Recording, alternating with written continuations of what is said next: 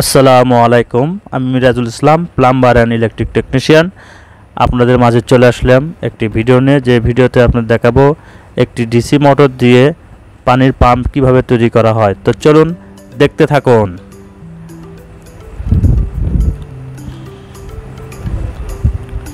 এই যে দেখতে পাচ্ছেন, সুন্দর একটি ওয়াটার পাম্প তৈরি করা হয়েছে। এটা শুরু থেকে সুন্দরভাবে না টেনে দেখবেন, তাহলে আপনারাও এরকম একটি পাম্প তৈরি করতে পারবেন। তো দেখতে থাকুন, আমি আর পেঁচাল না পারি।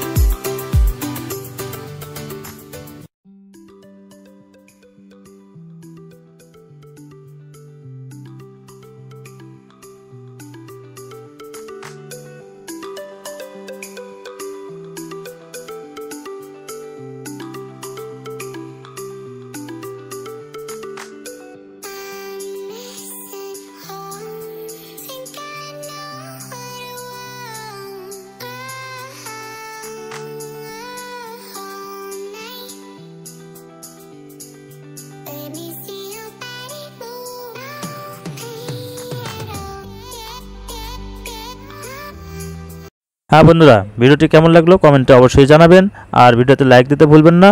আর এরকম সুন্দর সুন্দর ভিডিও পেতে আমার চ্যানেলটি অবশ্যই সাবস্ক্রাইব করবেন এবং পাশে থাকা নোটিফিকেশন বেলটি বাজিয়ে দেবেন, যাতে করে পরবর্তী ভিডিওটি সবার আগে পেয়ে যান।